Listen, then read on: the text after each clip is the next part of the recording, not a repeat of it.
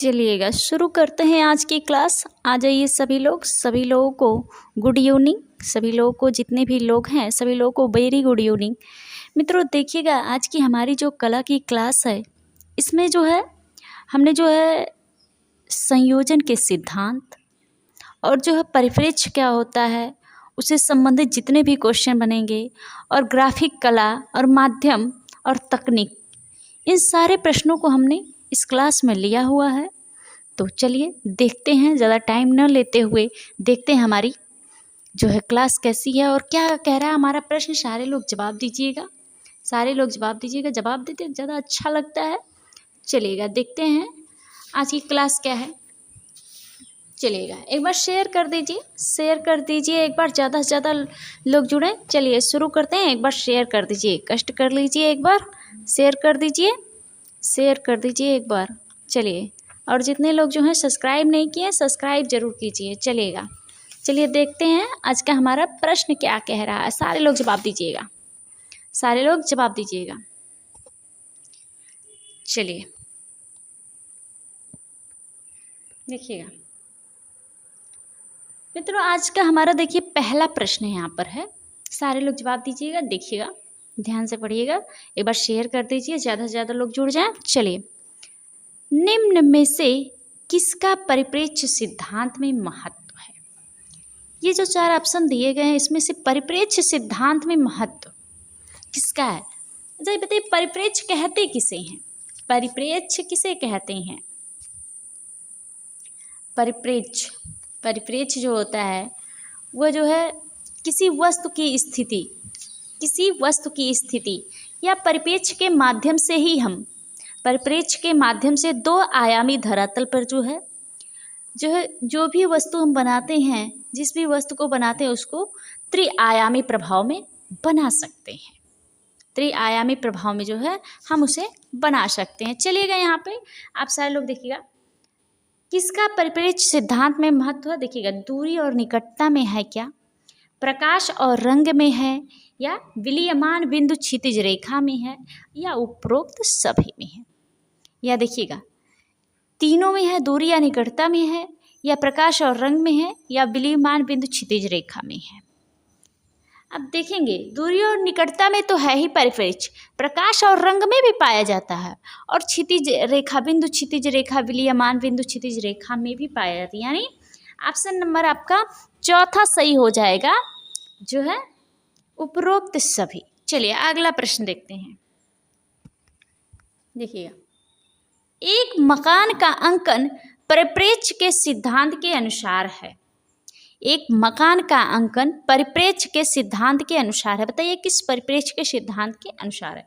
वायवीय परिप्रेक्ष्य, रैखिक परिप्रेक्ष्य, और है साधारण परिप्रेक्ष्य, और उपरोक्त में से कोई नहीं। बताइएगा, एक मकान का अंकन, मकान को जो बनाया गया है वह परिप्रेक्ष्य के किस सिद्धांत के अनुसार है? देखिए, रैखिक परिप्रेक्ष्य हो जाएगा, रैखिक परिप्रेक्ष्य। चलिए अगला प्रश्न देखते हैं। चित्र में दृष्टिगत भार संयोजन के किस तत्व से जुड़ा रहता है? दृष्टिगत भार जो है वह संयोजन के किस तत्व से जुड़ा रहता है? बताइएगा, संतुलन है, अनुपात है, सहयोग है, सामंजस्य है। बताइएगा, सारे लोग जवाब दीजिएगा। देखिए, संयोजन के 6 सिद्धांत होते हैं, संयोजन के 6 सिद्धांत होते हैं। चलिए यहाँ पे कौन सा है? दृष्टिगत भार संयोजन जो है वह किस तत्व से जुड़ा है? संतुलन से जुड़ा है, संतुलन से जुड़ा है। और जो संयोजन के 6 सिद्धांत है उसको आप देख लीजिए।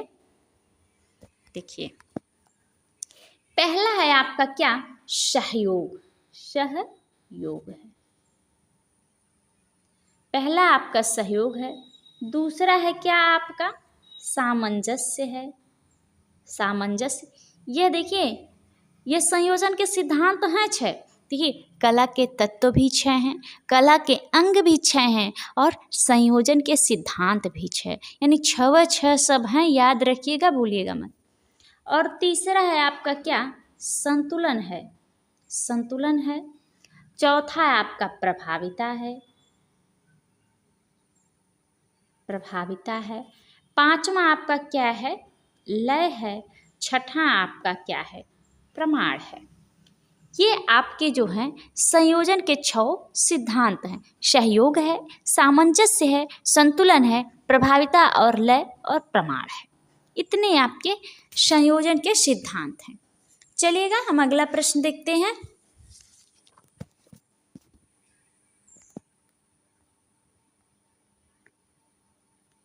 देखिएगा, असंबद्ध शब्द बताइए। असंबद्ध शब्द रेखा, अनुपात, वर्ण, मूर्ति। आप देख के तुरंत किसे लगाएंगे? मूर्ति को लगा देंगे। चलिएगा अगला प्रश्न देखिएगा, सादृश्य का अर्थ है सादृश्य, दूसरे के जैसा दृश्य। देखिएगा, समाविष्ट है, सहायता है, चित्रांकित है, आकृति में समानता है। सादृश्य उसके जैसा दृश्य, यानी आकृति में समानता है, आकृति में समानता है। अगला प्रश्न देखते हैं। देखिएगा, त्रिआयामी ठोस कृतियों जो अपनी सतह से ऊपर उभरी हैं या नीचे धसी हैं क्या कहलाती हैं? रियलिज्म, रिलीफ, रैम्पार्ट, राग। देखिए, त्रिआयामी ठोस आकृतियां की बात की जा रही है जो सतह से ऊपर उभरी हैं और या नीचे धसी हैं, क्या कहलाती हैं? रिलीफ, रिलीफ, रिलीफ कहलाती हैं। जिसे हम कुरेद कर, खोद कर किसी चीज़ को जो है बनाते हैं, जो किसी मूर्तियों को बनाते हैं, रिलीफ। कहीं देखिए ना, कहीं हाई रिलीफ यानी ज़्यादा खुरदुरा, ज़्यादा अंदर तक खोद के बनाते हैं, और लो रिलीफ कम खोद कर बनाते हैं। ये 2 प्रकार के होते हैं। चलिएगा अगला प्रश्न देखते हैं। चलिए हम अगला प्रश्न देखते हैं। देखिए, अनुअंकन में परिप्रेक्ष्य के नियमों का पालन किया जाता है या नहीं? परिप्रेक्ष्य के अनुअंकन में परिप्रेक्ष्य के नियमों का पालन किया जाता है या नहीं? हाँ, नहीं, कभी कभी इनमें से। देखिए, ये तो सवाल नहीं पैदा होता। हाँ नहीं में मतलब नहीं किया जाता है। चलिएगा अगला प्रश्न देखते हैं। संतुलन पैदा करता है, संतुलन क्या पैदा करता है? गतिशीलता, अस्थिरता, स्थिरता, कठोरता। संतुलन जो है वह क्या पैदा करता है? संतुलन बताइएगा, सारे लोग जवाब दीजिएगा। संतुलन क्या पैदा करता है? देखिएगा, संतुलन जो है वह स्थिरता पैदा करता है। क्या पैदा करता है? स्थिरता पैदा करता है। चलिएगा अगला प्रश्न देखते हैं।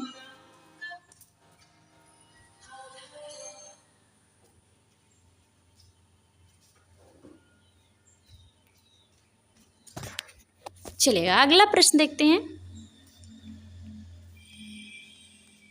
देखिएगा,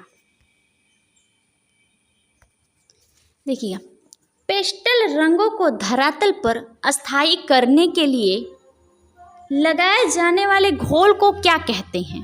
बताइएगा सारे लोग। वार्निश है, थीनर है, जो है टर्पेंटाइन है, फिक्सेटिव है। पेस्टल रंगों को धरातल पर अस्थायी करने के लिए लगाए जाने वाले घोल को क्या कहते हैं? बताइएगा, सारे लोग जवाब दीजिएगा।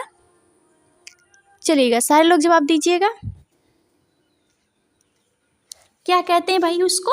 फिक्सेटिव कहते हैं, फिक्सेटिव। चलिएगा अगला प्रश्न देखते हैं। देखिए, बहुत ही महत्वपूर्ण ये सारे प्रश्न हैं आपके लिए। चलिए, चीड़ के पेड़ से उत्पन्न लीसा से कौन सा तेल प्राप्त होता है? अलसी का तेल, मिट्टी का तेल, तारपीन का तेल, सरसों का तेल।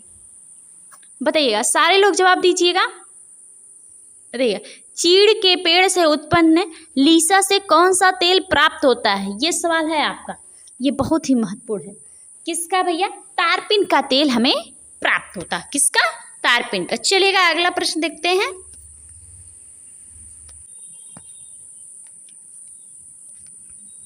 चलिएगा, यहाँ पर देखिएगा, तेल रंगों को मोम के साथ मिश्रित कर मतलब मिलाकर लगाने की क्रिया को क्या कहते हैं? एनाकास्टिक कहते हैं, इम्पेस्टो कहते हैं, प्लास्टिक कहते हैं, बाटिक कहते हैं। बताइएगा, तैल रंगों को मोम के साथ मिश्रित कर लगाने की क्रिया को क्या कहते हैं, ये पूछा जा रहा है आपसे। जो तैल रंग होते हैं उनके साथ जो है मोम के साथ जो है मिश्रित करके या मिला करके उसको लगाने की क्रिया को क्या कहते हैं। चलेगा, सारे लोग जवाब दीजिएगा, सारे लोग जवाब दीजिएगा। क्या कहते हैं भैया, क्या कहते हैं? देखिएगा क्या कहलाता है, एनाकास्टिक कहलाता है, एनाकास्टिक कहलाता है। चलेगा, एनाकास्टिक। चलेगा, अगला प्रश्न देखते हैं। व्यावहारिक कला के अंतर्गत कौन सी कलाएं आती हैं? बुक कवर है, विज्ञापन है, पोस्टर है, उपरोक्त तीनों है। बताइएगा, व्यावहारिक कला के अंतर्गत कौन सी कलाएं आती हैं, ये पूछा जा रहा है। वह क्या है? उपरोक्त तीनों है, उपरोक्त तीनों। अगला प्रश्न देखिएगा, एचिंग में प्राथमिक अंकन को कहते हैं। बताइएगा, सिग्राफिटो, इंटेग्लियो, चियारोस्कुरो, स्केच। एचिंग में प्राथमिक अंकन को क्या कहते हैं? एचिंग में प्राथमिक अंकन को क्या कहा जाता है, ये प्रश्न है आपके सामने। सारे लोग जवाब दीजिएगा। एचिंग, अच्छा ये बताइएगा, एचिंग जो है, एचिंग किससे संबंधित है? एचिंग किससे संबंधित है? बताइएगा, सारे लोग जवाब दीजिएगा। एचिंग जो है वह किससे संबंधित है? चलिए, एचिंग देखिएगा, एचिंग में प्राथमिक अंकन को क्या कहते हैं? Intaglio, intaglio. और एचिंग जो संबंधित है वह किससे संबंधित है भैया? ग्राफिक कला से। किससे? ग्राफिक कला से। देखिए, जो है एचिंग जो है ना, इसका आविष्कार जो है डैनियल हाफर ने किया था। डैनियल हाफर ने कब किया था? 1515 ईस्वी में। कब? 1515 ईस्वी में। चलिएगा, अगला प्रश्न देखते हैं। बताइएगा, फेबर ने जर्मनी में पेंसिल की कंपनी स्थापित की। बताइएगा, 1960 में, 1961 में, 1882 में, 1662 में। सारे लोग जवाब दीजिएगा। ये तो क्वेश्चन काफ़ी पॉपुलर है, सारे लोगों को आ रहा होगा फिलहाल। चलिएगा, जवाब दीजिएगा सारे लोग जवाब दीजिएगा। जो जर्मनी में पेंसिल की कंपनी स्थापित की गई वह किस सन में स्थापित की गई, ये बताना आप सारे लोगों को। बताइएगा, सारे लोग जवाब दीजिएगा। चलिएगा, सारे लोग जवाब दीजिएगा। बताइएगा, सारे लोग कब की गई भैया? कब की गई? 1761 ईस्वी में। कब की गई? 1761 ईस्वी में। 1761 ईस्वी में। चलिएगा, 1761 ईस्वी में। देखिएगा, फेबर साहब ने, कास्पर फेबर इनका पूरा नाम है, और जर्मनी में इसे जो है स्थापित किया था। चलिएगा, और बताइए ग्रेफाइट की खोज कहाँ हुई? ग्रेफाइट की खोज कहाँ हुई? चलिए, ग्रेफाइट की खोज आप सारे लोग जवाब दीजिएगा। जवाब दीजिएगा, ग्रेफाइट की खोज कहाँ हुई? आप नीचे लिख लीजिए। चलिए, अगला प्रश्न देखते हैं। गोंद मिश्रित अपारदर्शक रंगों का प्रयोग कहलाता है। ग्वास, कोलाज, उपरोक्त तीनों। जो गोंद मिश्रित अपारदर्शी जो है वह क्या है? ग्वास है। ग्वास रंग को अपारदर्शी रंग कहा जाता है। चलिएगा, अगला प्रश्न देखते हैं। अगला प्रश्न देखिएगा, एक ही कोट में संपूर्ण चित्र को पूरा करना क्या कहलाता है? एक ही कोट में संपूर्ण चित्र को पूरा करना क्या कहलाता है? प्राइमिंग है, आला प्राइमा है, देखिए आला प्राइमा है ये, साइजिंग है, हैचिंग है। बताइएगा, सारे लोग बताइएगा। एक ही कोट में संपूर्ण चित्र को पूरा करना क्या कहलाता है? आला प्राइमा, आला प्राइमा। चलेगा, अगला प्रश्न देखिएगा। अरे, प्रथम ग्रेफाइट पेंसिल बनी। प्रथम ग्रेफाइट पेंसिल बनी। सारे लोग जवाब दीजिएगा। प्रथम ग्रेफाइट पेंसिल कब बनी? बताइएगा, ये क्वेश्चन तो बहुत ही महत्वपूर्ण है, और सारे लोग जवाब दीजिएगा। बताइएगा, 1662 में है, 1680 है, 1720 है, 1902 है। बताइएगा, प्रथम ग्रेफाइट पेंसिल कब बनी? बताइएगा, ये तो सारे लोगों को आ रहा होगा। बताइएगा, प्रथम ग्रेफाइट पेंसिल कब बनी? चलिएगा, बताइएगा, सारे लोग जवाब दीजिएगा। सारे लोग जवाब दीजिएगा, बताइएगा बताइएगा। प्रथम ग्रेफाइट पेंसिल कब बनी? 1662 ईस्वी में। कब बनी भैया? 1662 ईस्वी में। चलिएगा अगला प्रश्न देखते हैं। फ्रेस्को की तकनीक कौन सी है? फ्रेस्को की तकनीक कौन सी है? फ्रेस्को सेक्को है, फ्रेस्को बूनो है, क तथा ख दोनों है। कौन है? फ्रेस्को सेक्को भी है, फ्रेस्को बूनो भी है। चलिए अगला प्रश्न देखते हैं। फ्रेस्को चित्रण में धरातल पर प्लास्टर की परत लगाई जाती है। फ्रेस्को चित्रण में धरातल पर जो है प्लास्टर की परत कितनी बार लगाई जाती है? 3, 4, 5, 6। कितनी बार? 3। फ्रेस्को चित्रण में जो है धरातल पर प्लास्टर की जो परत है वह कितनी बार लगाई जाती है? 3 बार लगाई जाती है। चलिएगा अगला प्रश्न देखते हैं।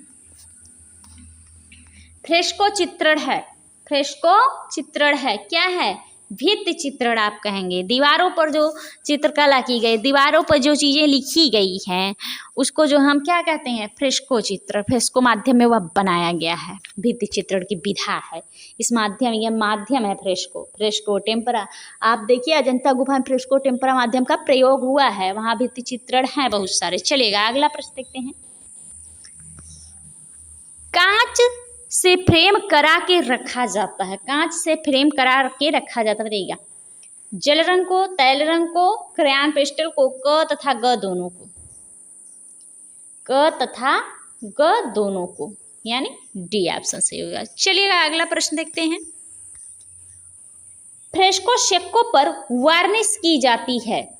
डामर वार्निश, वैक्स वार्निश, कोपाल वार्निश, उपरोक्त तीनों। बताइएगा सारे लोग जवाब दीजिएगा। क्या की जाती भाई? Wax varnish. चलिएगा अगला प्रश्न देखते हैं। सारे लोग जवाब दीजिए। एक बार शेयर कर दीजिए। चलिएगा अगला प्रश्न देखते हैं।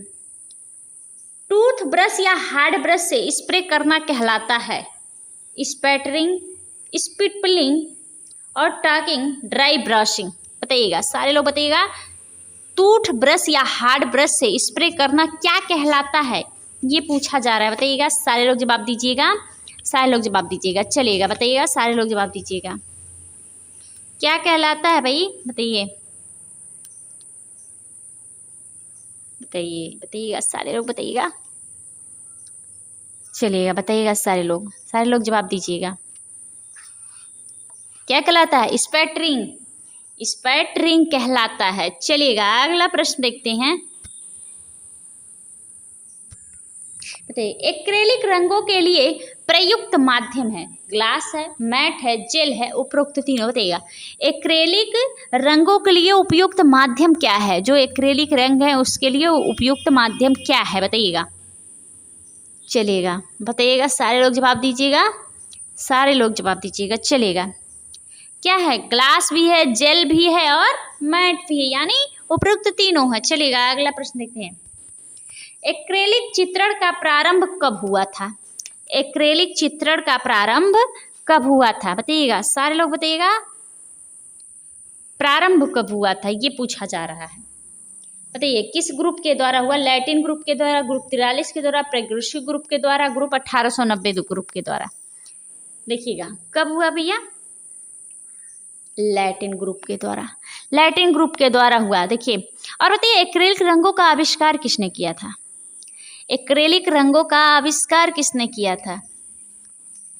बताइएगा सारे लोग जवाब दीजिएगा। चलिए अगला प्रश्न देखते हैं हम, आप जवाब देते रहिए। ग्राफिक की विधा नहीं है। क्या नहीं है? एनग्रेविंग है, वुडकट है, एचिंग है, ब्लोन ब्लाट्स है। बताइएगा ग्राफिक की विधा क्या नहीं है भैया? ब्लोन ब्लाट्स ग्राफिक की विधा नहीं है। चलिएगा अगला प्रश्न देखते हैं। सैंगुइनडाइन यानी रेड चाक। देखिए प्रश्न आपके लिए बहुत ही महत्वपूर्ण पूछा गया है प्रश्न।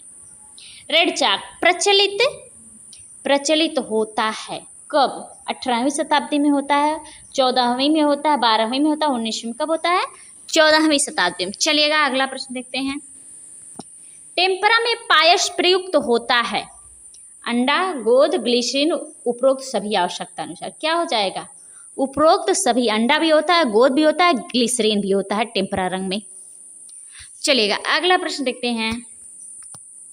वास्तु चित्रण का आरंभ भारत में हुआ, कहाँ से हुआ? तुरंत लगाइए, आंख मूंद के, आप तो सोए भी रहेंगे तो बता देंगे, बंगाल स्कूल से। चलेगा, अगला प्रश्न देखते हैं। किस चित्रण में हाईलाइट दिखाने के लिए कागज के श्वेत छोड़ देते हैं? हाईलाइट दिखाने के लिए तैल रंग में, एक्रेलिक में, जल रंग में, टेम्परा में? किसमें भैया? जल रंग में, जल रंग में। चलिएगा, अगला प्रश्न देखते हैं। गोल किनारे वाली तूलिकाएं कहलाती हैं राउंड, फिल्बर्ट और क्या है? फ्लैट, उपरोक्त तीनों। गोल किनारे वाली तूलिकाएं फिल्बर्ट कहलाती हैं। चलेगा, अगला प्रश्न देखते हैं। तैल रंगों का आविष्कार किसने किया था? सारे लोग यह प्रश्न जानते हैं, तैल रंगों का आविष्कार किसने किया था? किसने किया था बताइए जल्दी से, एकदम तुरंत। तैल रंगों का आविष्कार किसने किया था भैया? देखिए, आइक बंधु ने, आइक बंधु जानवान आइक ने। चलेगा, अगला प्रश्न देखते हैं। तैल चित्रण का माध्यम नहीं है, बताइएगा। तारपीन, अलसी का तेल, प्लास्टिक, इमल्शन। तैल चित्रण का माध्यम क्या है? क्या नहीं है? नहीं के शब्द का प्रयोग हुआ है, प्लास्टिक, इमल्शन। चलेगा, अगला प्रश्न देखिएगा। घनाकृतियों के अंतर्गत नहीं आता, क्या नहीं आता? ईंट, पुस्तक, डिब्बा, सेब। क्या नहीं आएगा? तुरंत लगाएंगे आप, सेब नहीं आता है। चलिए, अगला प्रश्न देखिएगा। पाल सैंडबाय किस चित्रण के पिता माने जाते हैं? पाल सैंडबाय किस चित्रण के पिता माने जाते हैं? एक्रेलिक है, फ्रेस्को है, जल रंग है, टेम्परा है? पाल सैंडबाय किस चित्रण के पिता माने जाते हैं? किसके भैया? जल रंग के, जल रंग के। चलेगा, अगला प्रश्न देखते हैं। टेम्परा चित्रण किस धरातल पर किया जाता है? बताइएगा। कैल्शियम ग्राउंड पर, इनामेल लगी धातु प्लेट, जिप्सम ग्राउंड पर, उपरोक्त सभी। किस पर किया जाता है? सभी पर किया जाता है। चलिएगा, अगला प्रश्न देखिएगा। अच्छी पेंसिल के लिए कौन से पेड़ की लकड़ी प्रयुक्त की जाती है? सीडार है, शीशम है, यूकेलिप्टस है, पीपल है? बताइएगा। अच्छी पेंसिल के लिए कौन सी लकड़ी? सीडार की लकड़ी। चलिएगा, अगला प्रश्न देखेंगे। पेंसिल में कितनी डिग्री दिखाई देती है? पेंसिल में कितनी डिग्री दिखाई देती है भैया? 15 डिग्री। चलिएगा, अगला प्रश्न देखते हैं। सिग्राफिटो में जिस टूल का प्रथम अंकन यानी खुरच कर किया जाता है उसे क्या कहा जाता है? स्पैटुलास, पेचकस, लूप, स्टाइलस। क्या कहा जाता है? स्टाइलस। चलिए, अगला प्रश्न देखते हैं। मार्टर में उपस्थित तत्व है सैंड, जल, बाइंडर, उपरोक्त सभी। अगला प्रश्न देखते हैं। मोम लगाकर कपड़े रंगने की प्रविधि को क्या कहते हैं? मोम लगाकर कपड़े रंगने की प्रविधि को, ये तो क्वेश्चन बड़ा ही इंपॉर्टेंट है, बहुत इंपॉर्टेंट क्वेश्चन है और सारे लोगों को आता है, हमें पता है। Batik, collage, tie and dye, उपरोक्त तीनों। बताइएगा, सारे लोग जवाब दीजिएगा, सारे लोग जवाब दीजिएगा। जो मोम लगाकर कपड़े रंगने की विधि क्या कहलाती है? बताइएगा, बताइएगा क्या कहलाती है? बताइएगा, सारे लोग जवाब दीजिएगा।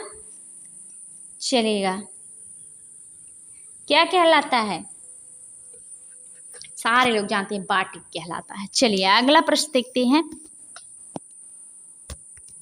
जावा निवासी इसे मोम लगाते हैं, जावा निवासी इससे मोम लगाते, किससे लगाते हैं? स्पैटुला से, स्टाइलस से, स्केपर से, टांजाइटिंग से। किससे? टांजाइटिंग से। चलेगा, अगला प्रश्न देखते हैं। बाटिक में प्रयुक्त किया जाता है, क्या प्रयुक्त किया जाता है? अभी हमें बताया, मोम, एक्रेलिक रंग, तैल रंग, उपरोक्त तीनों। क्या प्रयुक्त किया जाता है? मोम। अगला प्रश्न देखते हैं। एक बार में एक ही रंग किया जाता है, बाटिक में, तैल रंग चित्रण में, एक्रेलिक चित्रण में और जल रंग चित्रण। बताइएगा, एक बार में एक ही रंग किया जाता है बाटिक चित्रण में। चलेगा, अगला प्रश्न देखते हैं। ग्राफिक की तकनीक है, ग्राफिक की तकनीक है, रिलीफ है, इंटेंगलियो है, फ्लैट है, उपरोक्त तीनों है। क्या है भैया? उपरोक्त तीनों है। अगला प्रश्न देखिएगा। लिथोग्राफी की खोज किसने की थी? लिथोग्राफी की खोज किसने की थी? बताइएगा। आइजैक न्यूटन ने, रमन लियोनार्डो ने, अलायस सेनफेल्डर ने, कोई नहीं। लिथोग्राफी की खोज किसने की थी? अलास सेनफेल्डर ने। और भारत में लिथोग्राफी प्रेस की स्थापना किसने की थी, ये बताइएगा। चलिएगा अगला प्रश्न देखते हैं। लिथोग्राफी की खोज किस शताब्दी में हुई, बताइएगा। 18वीं शताब्दी, 14वीं शताब्दी, 19वीं शताब्दी, 20वीं शताब्दी। लिथोग्राफी की खोज किस शताब्दी में हुई? किस शताब्दी में हुई भैया? 18वीं शताब्दी में। चलिएगा अगला प्रश्न देख लीजिएगा। एचिंग में प्रथम रेखांकन के बाद कॉपर प्लेट को किस एसिड के घोल में रखा जाता है, बताइएगा। Hydrogen peroxide, acetic acid, nitric acid, उपरोक्त कोई नहीं, बताइएगा। एचिंग में प्रथम रेखांकन के बाद कॉपर प्लेट को किस एसिड में घोल कर रखा जाता है? किसको भैया? नाइट्रिक एसिड में। चलिएगा अगला प्रश्न देखते हैं। एचिंग में कॉपर प्लेट से कितने प्रिंट बनाए जा सकते हैं? 2, 1, 1000 से ऊपर, लगभग 1000, बताइएगा। कितने प्रिंट बनाए जा सकते हैं? लगभग 1000 प्रिंट बनाए जा सकते हैं, लगभग 1000 प्रिंट बनाए जा सकते हैं। चलिएगा अगला प्रश्न देखते हैं। देखिए, बाटिक में क्रैक ज्यादा लाने के लिए कौन सा वैक्स अधिक मात्रा में प्रयोग किया जाता है? Punic wax, bees wax, paraffin wax, virgin wax, ठीक है। बाटिक में क्रैक लाने के लिए कौन सा वैक्स अधिक मात्रा में प्रयोग किया जाता है? Paraffin wax. क्या है भैया? Paraffin wax. अगला प्रश्न देखते हैं। एचिंग में प्रिंटिंग के समय कागज होना चाहिए किंचित नम, पूर्णतः गीला, पूर्णतः सूखा, उपरोक्त में से कोई नहीं। एचिंग में प्रिंटिंग के समय कागज कैसा होना चाहिए? नम होना चाहिए, किंचित नम होना चाहिए। चलिएगा अगला प्रश्न देखते हैं। स्टूडियो से बाहर कार्य करने के लिए सबसे सुविधाजनक माध्यम है? टेम्परा है, फ्रेस्को है, तैल रंग है, जल रंग है, बताइए कौन सा माध्यम है बाबू? जल रंग है भैया। चलेगा अगला प्रश्न देखते हैं। चित्रण विधि कहलाती है तकनीक, माध्यम, पद्धति, साइजिंग। चित्रण विधि क्या कहलाती है, बताइएगा। सारे लोग जवाब दीजिएगा, सारे लोग जवाब दीजिएगा। चित्रण विधि क्या कहलाती है? चलेगा सारे लोग जवाब दीजिएगा। चित्रण विधि क्या कहलाती है, बताइएगा। सारे लोग बताइएगा चित्रण विधि क्या कहलाती है, बताइएगा। सारे लोग जवाब दीजिएगा, बताइएगा क्या कहलाती है भैया चित्रण विधि? तकनीक कहलाती है, तकनीक कहलाती है चित्रण विधि। जो चित्र रचना होती है उसे क्या कहते हैं? तकनीक कहते हैं, तकनीक। चलिएगा अगला प्रश्न देखते हैं। गेरू का प्रयोग चित्रण हेतु हुआ है आदिकाल में, पाश्चात्य रेनेसा चित्रों में, भारतीय रेनेसा काल में, उपरोक्त तीनों में। गेरू का प्रयोग चित्रण हेतु हुआ है। कब से हुआ गेरू का? आदिकाल के समय से हो रहा है। चलिए अगला प्रश्न देखते हैं।